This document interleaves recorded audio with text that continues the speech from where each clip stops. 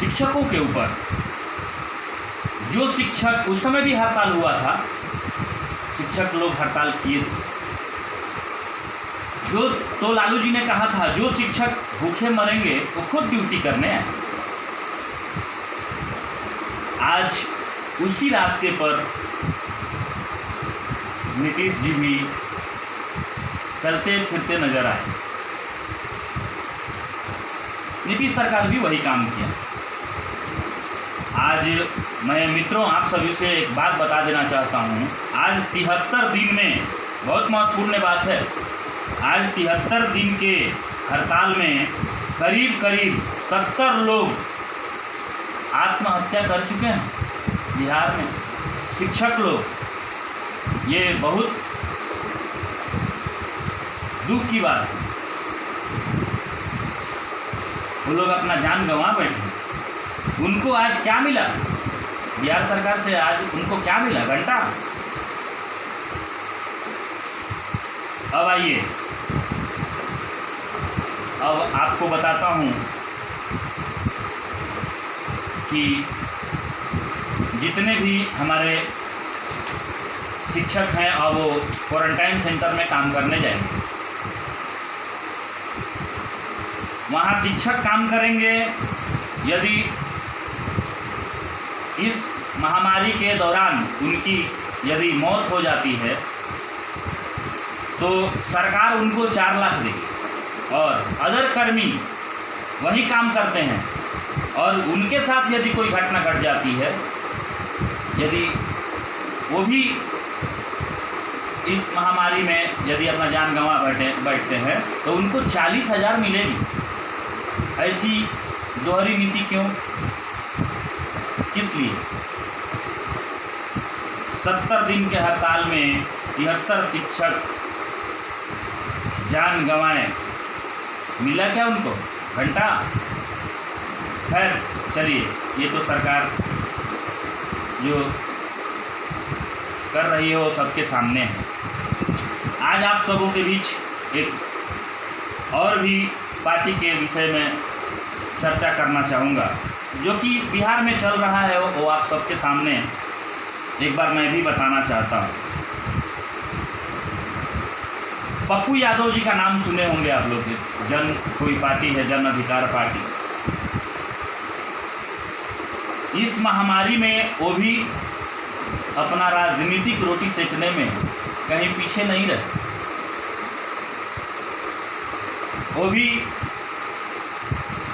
इस हालात में आगे रहे।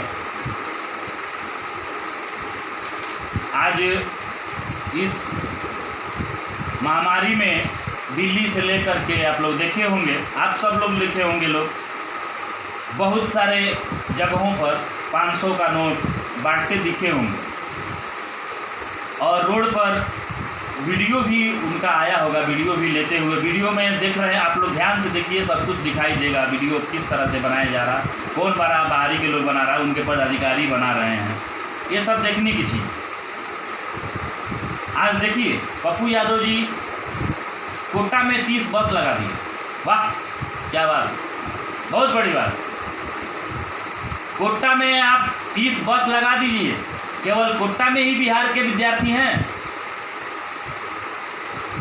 बिहार के पढ़ने वाले लोग केवल कोटे में ही हैं, हैदराबाद में भी हैं, बेंगलोर में भी हैं, गुजरात में भी हैं, महाराष्ट्र में भी हैं, दिल्ली में भी हैं, बहुत सारे राज्यों में हैं। कोटा ही आपको क्यों मिला? आप कोटा में बहुत जल्दी 30 बस लगा दिए। उसी तरह से हर एक राज्यों में भी लगाना चाहिए था, क्योंकि आपके तो वोटर हर एक जगह हैं, आपके सपोर्टर तो हर एक जगह है। वहाँ के लिए आपको परमिशन चाहिए। बाकी हर एक राज्यों में जहाँ से लोग का फ़ोन आ रहा है वहाँ आप राशन भी बंटवा रहे हैं। आपके ही मुँह से सब सुना हुआ है, तरह तरह की व्यवस्था करवा रहे हैं। क्यों? उनके लिए आपको व्यवस्था ये बस का नहीं मिला, आप उसको बुला लेते थे। बाहर राजनीति, इसको कहते हैं राजनीति। पूरे राज्य में बच्चे पढ़ाई कर रहे हैं बिहार से, वहाँ भी कुछ बस भेजना था, 5-5 ही बस भेजना था, लेकिन ऐसा नहीं हुआ। आज एक बात आप सभी को याद दिला देना चाहता हूँ पप्पू यादव जी का, जो पूरे शाहाबाद की जनता जानती है और नहीं भी जानती है, यदि भूल भी गई होगी तो आप सभी को मैं याद दिला देना चाहता हूँ। जितने भी हमारे शाहाबाद के लोग हैं, मैं इसलिए याद दिला देना चाहता हूँ कि मैं भी एक शाहाबाद का रहने वाला हूँ।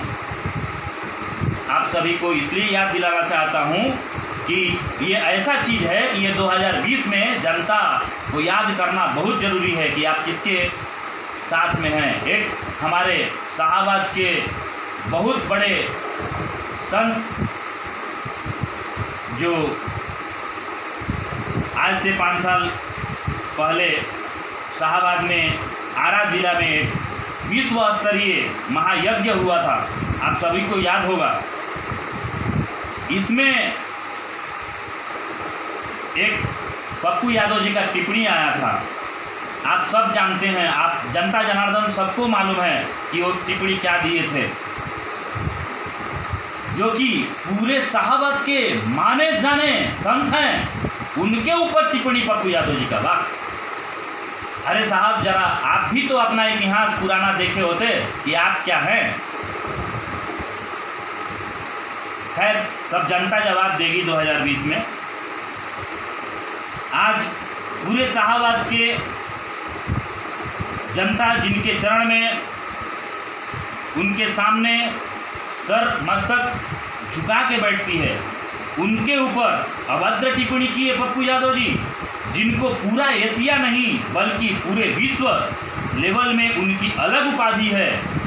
उनको क्या कहना है, ये सब उनके ऊपर टिप्पणी आप किए हुए। आपको याद रहना चाहिए 2020 में जनता, पूरे शाहाबाद की जनता को यदि याद होगा तो वो लोग ज़रूर आपको बताएंगे कि एक संत के ऊपर, एक इतने बड़े जिनको भगवान के रूप में देखा जाता है, उनके रूप में आपने किस तरह की अभद्र टिप्पणी की थी, सोचनी चाहिए। और आप लोग आज राजनीति कर रहे हैं, अच्छी बात है, कम से कम आपने अपना भी तो पुराना रिकॉर्ड देख लिया होता कि आप शुरू से समाज सेवी हैं या आज कुछ वर्षों से समाज सेवी का काम कर रहे हैं। काम आपका अच्छा है, बाढ़ में आपने काम अच्छा किया, खैर बढ़िया बात है, करना चाहिए, ये जनता याद रखेगी ज़रूर। अब आइए आज और एक बात आप सबको याद दिला दूं। आज बिहार में लालू यादव जी का देन है कि पूरे बिहार के लोग बिहार छोड़ने पर मजबूर हो गए। उस ज़माना में लालू जी नौकरी किसको देते थे, आप सभी को याद होगा। यदि आप सभी को याद नहीं होगा तो अपने पूर्वजों से एक बार, अपने गार्जियन से ज़रूर बात कर लीजिए कि उस ज़माने में लालू जी किसको नौकरी देते। और आज उनके परिवार के लोग तरह तरह के रथ यात्रा निकाल रहे हैं। जो लोग अपने परिवार को नहीं चला पा रहे हैं, अपने परिवार के महिला को बराबर से ढंग से नहीं रख पा रहे हैं, वो कहते हैं आज बिहार में कि हम बिहार के लोगों को रोज़गार देंगे। रोज़गार की गारंटी वो लोग ले रहे हैं जिनके पिताजी के ज़माने में पूरे रोज़गार को ख़त्म कर दिया गया, इतना तक कि अलकतरा तक नहीं बचा। आप सभी को सोचना है, पूरे बिहार के लोगों को इस विषय में सोचना है। अब कितना दिन तक बिहार के लोगों की, बिहार के जनता की खून को चूसा जाएगा। केवल वोट, एक वोट से आम आदमी खास बन जा रहा है और एक आम आदमी वोट देने से आम का आम रह जा रहा है। खास कब बने, ये मौका सबको मिलना चाहिए। ये परिवारवाद, जातिवाद, ये सब खत्म होना चाहिए। और उनके परिवार के लोग आज कहते हैं कि रोज़गार देंगे, रोज़गार की गारंटी लेते हैं। जनता अच्छी तरह जानती है कि आप लोग क्या कर सकते हैं। 200 बस आज तेजस्वी जी भी दे रहे थे, अभी तक किसी राज्य में भेजना चाहिए था, क्यों नहीं भेजे? वो 2000 बस का डिटेल कहाँ है? एक जनता के हिसाब से, आम नागरिक के हिसाब से मैं आपसे पूछना चाहता हूँ, बिहार के किसी भी सटे हुए राज्य में आप बस भेजते थे? आपने जिस राज्यों में राशन पानी बांटी है, कम से कम उस राज्यों का तो डिटेल आपके पास होगा।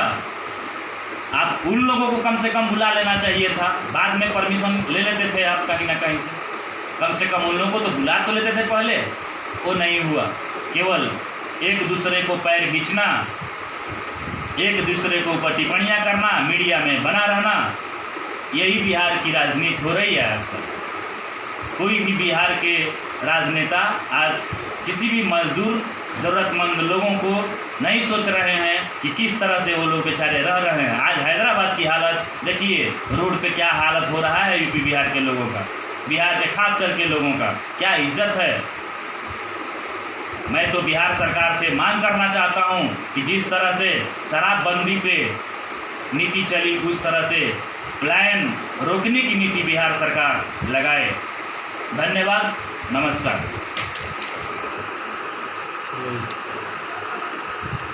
अरे अथी करें